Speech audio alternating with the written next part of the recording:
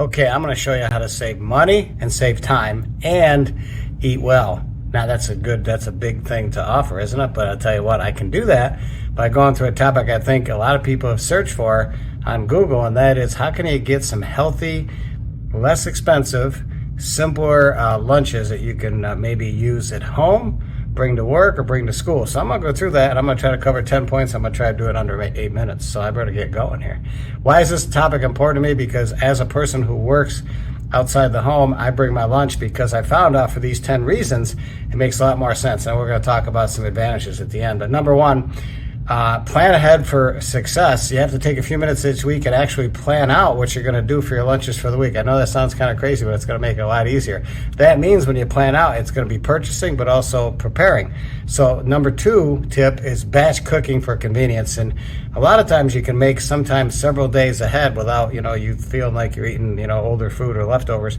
You can do it in such a way that, especially if you have a larger piece of meat, you can slice it as you need it, and it stays pretty well. It usually stays more than a week. So my wife sometimes will do a roast, and then I'll just keep slicing that, or a chicken. I just keep using that for 3 or 4 days.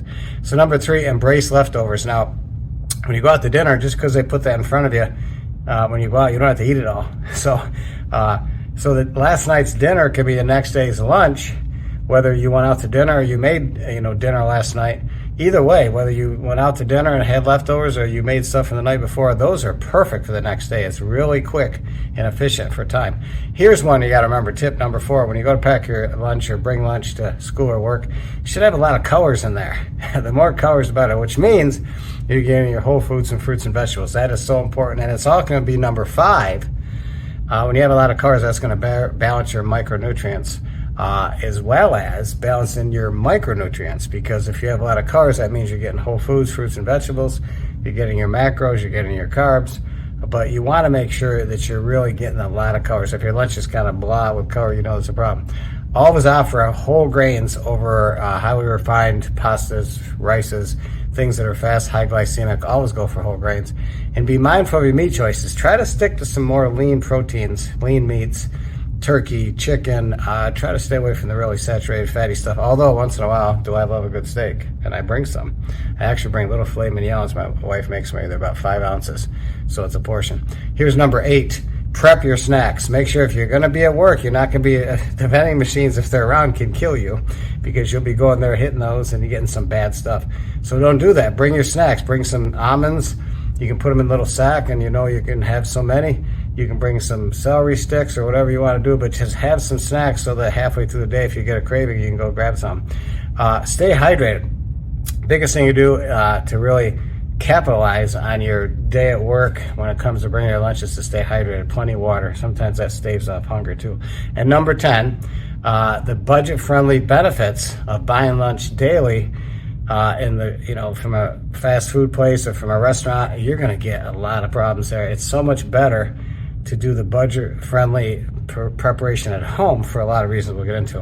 What are the cost advantages of preparing lunches? Well, you start doing every day of ordering out for your lunch, and you see how much it is at the end of the week.